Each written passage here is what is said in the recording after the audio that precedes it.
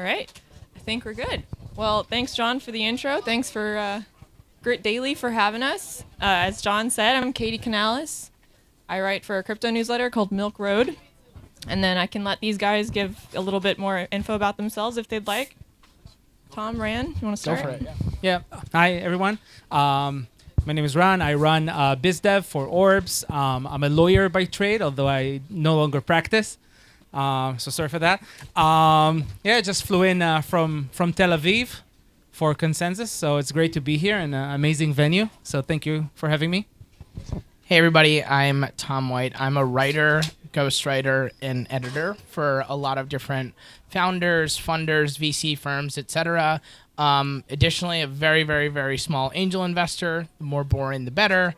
And I'm an advisor to a fund of funds that invests in emerging venture capital managers. Stoked to be here. I can't even talk. Big crypto file. So yeah, thanks to Grit and thanks to Sook for having me. Awesome. Thanks, guys. Thanks for being here and talking to me. So cool. As John said, we're going to be talking about enhanced execution, future of banking. So much to talk about in that regard. We saw SVB collapse not too long ago. FRB this week is tanking. We're really seeing people's distrust in the central bank plummet. So maybe just to start out in simple terms for our audience, where does crypto decentralization come in when we're talking about, a new and better way to bank? Well, the current banking system with like settlements and checks and what have you is from the 19th century, the Pony Express. It's literally based upon that same exact model with remittances, settlement, execution layer. Obviously, things have been updated to an extent, but the rails are still based upon that skeuomorphic architecture. So it's ripe for disruption. Obviously, you have FedNow coming in, which is a bunch of years in development, but I love the archetype of Rex Woodbury of Index Ventures. He says that crypto is going to be a back-end revolution. You're not going to know you're interacting with crypto, but it's going to be faster, cheaper, much more seamless. And the analogy he uses is a vending machine. I hit B4, I want my Diet Coke. I don't care how the thing works. Same with Venmo or what have you. And if you think about cross-border payments, if you think about international remittances, the disintermediation of trust really allows for the removal of middlemen, middlewomen, and rent seekers from the system, which makes it faster, cheaper, and easier. So that's my 2 cents. Yeah, so I completely agree. Obviously, current banking crisis reminds us of the previous banking crisis, which was 2008, and that was kind of the backdrop to the introduction of Bitcoin. And I think what a lot of people don't really understand is that money today is not a part of the internet layer. I mean, we live in a world that's 100% digital. COVID gave a very, very big push for that, but even before, we all live digitally, but money is not on the internet. It's a completely different layer. And that layer is run very centralized by banks and brokers and entities we as like simple people don't have any interaction with. And even when we interact with our bank and it looks like the money's on the internet because we see how much money we have in our bank account and we can give instructions to our bank via the web interface, essentially only the bank can really touch the money and the entire interaction is done on like a completely different layer like Swift that we have no interaction with. And I think Bitcoin was the big breakthrough. We essentially because you have money on top of the internet layer. And obviously, Bitcoin doesn't work very well as a means of payment. We know that now. It's not digital cash. It was supposed to be something else. But essentially, Bitcoin introduced us to the concept of having money as part of the internet layer. And then Ethereum and other more complex protocols basically introduced us to the concept of digital programmable money. There's the money that you can program into. You can have scripts that run on top of the internet layer that acts with respect to money. So I think that was the big change, and I think we're pushing more towards it. And with current banking crisis, I think we'll be pushing more towards it. But essentially, yes, that's the having money and assets as part of the internet layer. I think is the big transformation that's happening now. Yeah, and just one, like, money's a story. It's the greatest story ever told. That's all it is. I mean, the U.S. dollar is backed by nothing, so the whole intrinsic value, if and or but, not to get into a very deep rabbit hole, but it's a story. It's the greatest story ever told. That's what it comes down to. I take your dollar because I think it has value, not because it has any value, so it's all a confidence game in that regard. I would rather a confidence game backed by mathematics, cryptography, and objectivity as opposed to subjectivity, people's emotions and other such things. I think if you pay attention to Janet Yellen or Gary Gensler, they're not necessarily inspiring confidence. I don't know. My favorite line, this is stolen. I wish it was mine. Crypto is a credit default swap against financial and government incompetence. And that's a bet I want to make, given the way things are. For sure. Well, all of that being said, the digital asset market has also kind of taken a bit of a hit this year. Silvergate was, closed down. Signature was forced to close down. These were two of the biggest on-off ramps into the crypto market. Where do you think we go from here? That was, a bit of a blow. I'll start. Yes, please. Yeah. So I think it's obviously a blow. But if you look at what happened in our industry this year, which like we like to call the CeFi crisis, is actually very strong push for the narrative of DeFi, of decentralized finance. Because if you look at all the different stuff that happened this year, if it's the Celsius, FTX, all these guys, they were essentially, shadow banking, centralized entities, as well as collapse of crypto banks.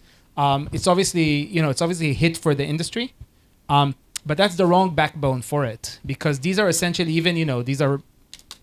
entities that do transact with crypto, but they are essentially centralized. And I don't think, most people in this industry will agree that this is not where the industry should be. Like, it's fine, it's a way to grow it, but essentially we are looking for something that would have a decentralized backbone and decentralized essence.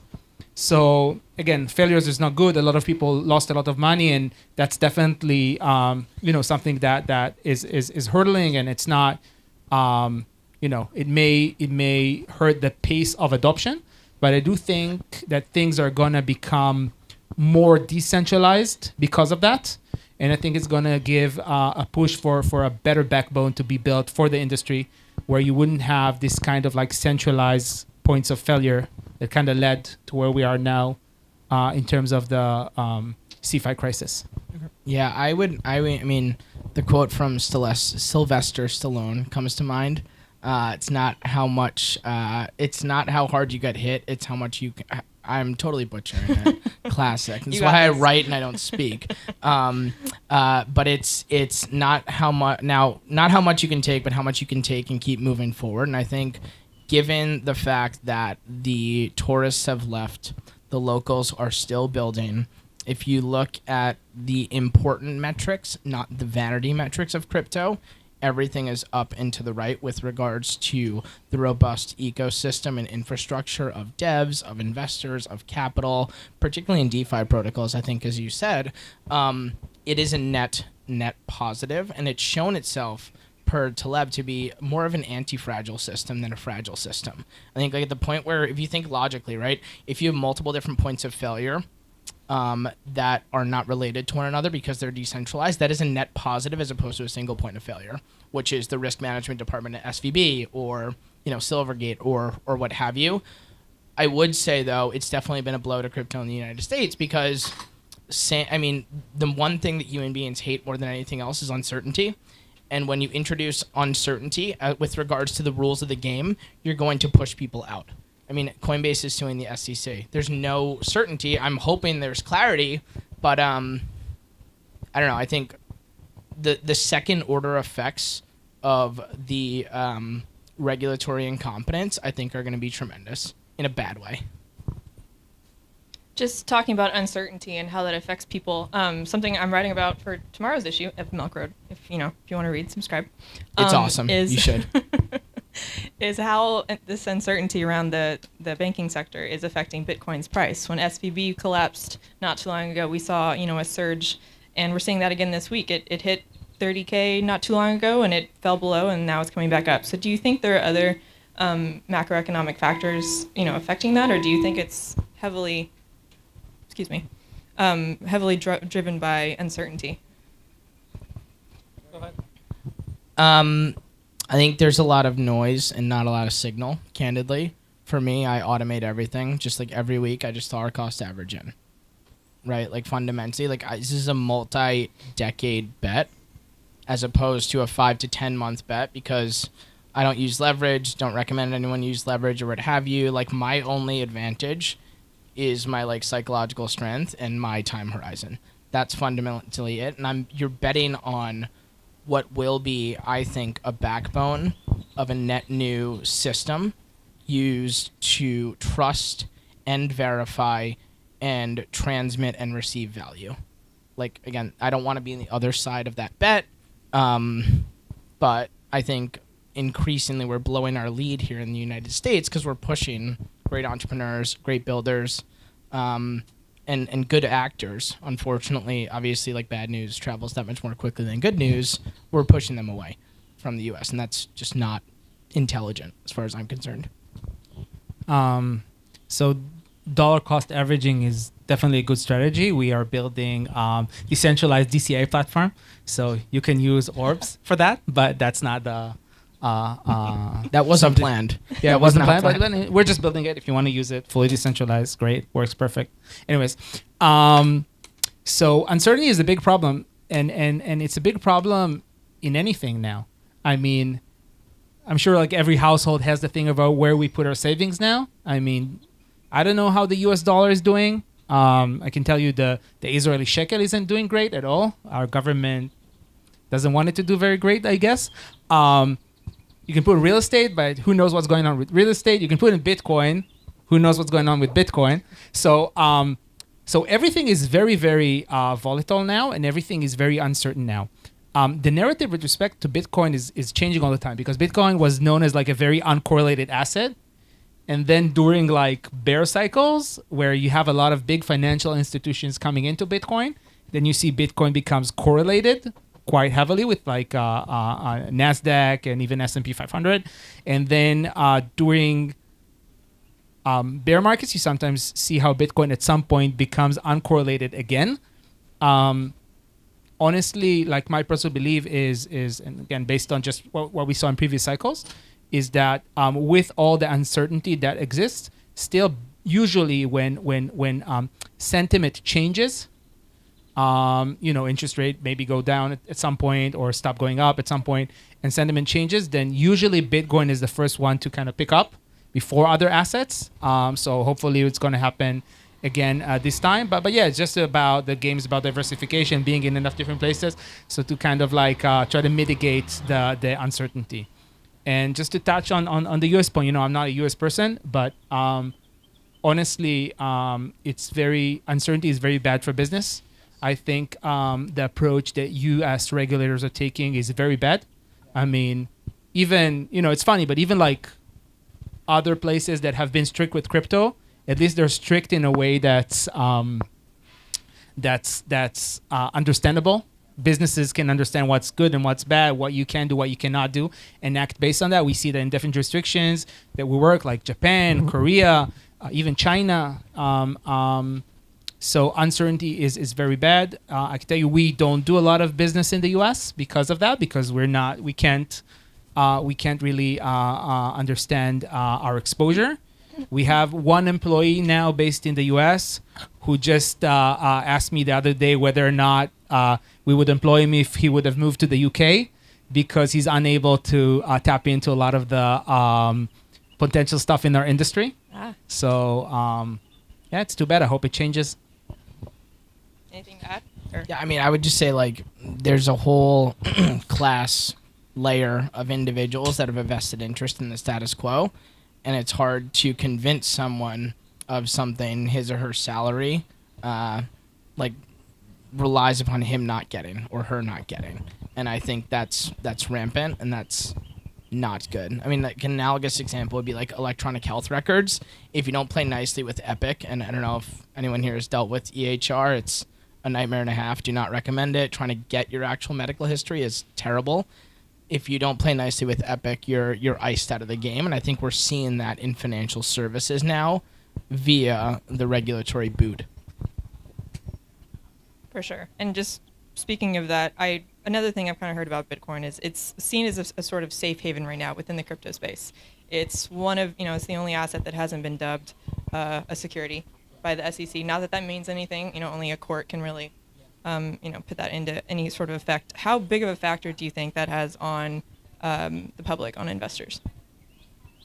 I think it's everything for institutional investors. For retail investors that are playing with, like, not playing with, but that are investing and allocating their own money as opposed to other people's money, you have less risk from the justification of allocating capital and, like saying why you've done it to this asset class or that asset class. If we want, for better or worse, crypto to go to the next level, you need institutional capital. There's a whole tidal wave just waiting for clarity. And I think Round said it well. Uncertainty is bad for business. You're not going to get the BlackRocks, the Blackstones, the Fidelities, the T. Rowe Prices to, flood the market with capital if there's uncertainty. And right now, like, the only certainty is uncertainty. So it's far from great. Yeah, definitely agree. And again, there's a big difference between retail and institutional. So for retail investors, I'm not sure most people care so much, just to the extent of whether or not they have access to it. So I mean, from a lot of people I know, they'll just buy the the coins or the tokens that they think they're going to go up, whether or not somebody deems them or does not deem them security. So that's on the retail side. On the institutional side, it's definitely very, very important. Also, obviously for regulatory compliance, but also for other stuff, just like accounting. How do you account for the assets? How do you pay your taxes? How do you approach those? And yeah, it's quite different. You have like one regulator says, "Hey, this thing is security." You have another one says, "Hey, this thing is a commodity." So yeah, that's again probably not good for business. For sure. Well, those were the biggest questions I had to ask you guys. I want to give y'all plenty of time to say anything y'all came prepared to talk about.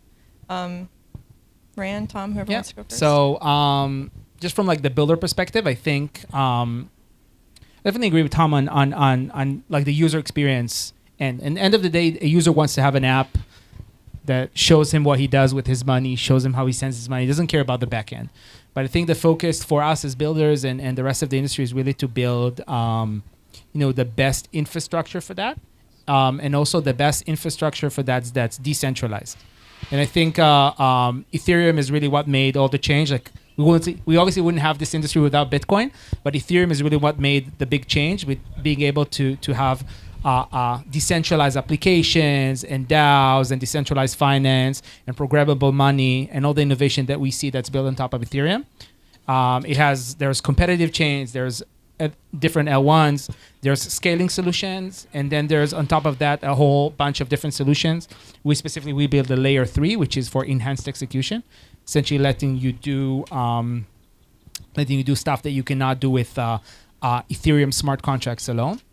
In a way that's still fully decentralized. So from our perspective, I won't be the guy to solve the regulation problem. It's bigger than me. Also, I'm not a lawyer anymore. And adoption is just there waiting. I think, once you have good products, people will just use them. That's how it works. And, for us, the focus is really to build like the best infrastructure for that. So when time comes, when we get the regulatory clarity that we need, that we have the players that we want in the ecosystem, that we have people actually using blockchain technology on a day-to-day basis, not just for investing, but for other stuff, just for payments or for digital identity or for, transacting, for GameFi, that's when we want to have like a fully decentralized blockchain stack that people can actually use, that developers can actually use to give users their experience. So, to be honest, I think a lot of big questions, a lot of uncertainty. But the thing that is certain is that, if you build it, they will come. So that's where we are. Yeah, my thought is that the ability for an idea to spread is directly correlated with like its simplicity and its cogency, like its coherence. Crypto has a real nomenclature and like linguistics problem. Web3, wallet, crypto, DeFi, EVM. There's a lot of vocabulary you need to master to even begin to dabble in the magic, quote unquote, as opposed to like prima facie Bitcoin and Ethereum.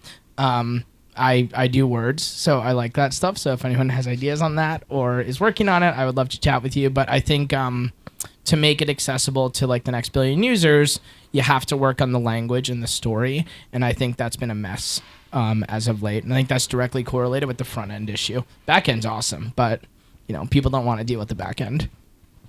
It's also funny what happened with some of the stuff on like crypto lingo is a funny thing, right? Like how Facebook killed the word metaverse. I don't know if like 2 years ago everybody would say metaverse, like the future is going to be the metaverse, but then once they dubbed meta, you had to find like something new because nobody want to give them the. So then we got Web3, which is a cool name. Like I like Web3. Nobody knows what it is. Yeah, it's like Fight Club. Yeah, I used to do a thing about like what is Web3, like an hour pitch, like a deck. People loved it. It just made it all up because there's no definition nowhere. You Google it's like 7 different answers. Yeah, That's so true. Well, thank you both. John, do we have time for questions from the audience, or we're about done? Couple? Okay. Any questions, you guys?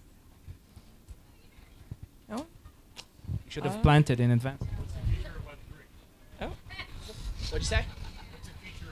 Okay, I'll try. Tell you what, I think so. In order to explain what the future of Web3, you need to define what Web3 is. I'll tell you what I think the future of Web3 is. I think I started off with money as part of the internet layer. So I think it's money on top of the internet, it's assets on top of the internet, and it's identity on top of the internet. So again, what chain is used, what is the exact technology stack? I don't think that's so much interesting. I think we're just gonna, we'll just wait and see what wins, like what technology wins. But I think essentially is us like normal people, retail people, not banks, not accredited investors, not institutions, having our money actually on the internet, having assets, could be NFTs, could be different things, but having like digital assets that reside on top of the internet layer and are not stored somewhere else, and have our identity on the internet, like a self-sovereign identity that's built into the internet. Like we can go and you don't have to KYC everywhere we do. We can go. I can show the barman, and we're in the U.S. like over 21, and because I look young, a lot of people I'm just kidding. No, I want to show like the bartender that I'm over 21, but I don't want him to know my name. So that stuff you can do with self-sovereign identity on the internet. So those 3 things: money, assets, and identity on top of the internet layer. That's what I think the future of Web3 is. Yeah, I would say, to put it simply, it is trust, verification, and reputation that is transparent, immutable, and on-chain, and that's such a crypto-linguistic term. I hate it. It's awful. But which is fundamentally like open for anyone to see, inscribed on something that everyone agree is a common ledger or matter of record. I for one want trust, reputation to be governed by objectivity as opposed to subjectivity. I think that's a better world in my mind. But apparently that's a hot take. On-chain is amazing. Everything you see, Wrong. on-chain is amazing. Everything, whatever you say, if you say on-chain, it immediately sounds You sound way more 10x cool. smarter. Yeah. We do this, but on-chain. Awesome. All right. Thank y'all Thank you so so much. much. Thank you, guys.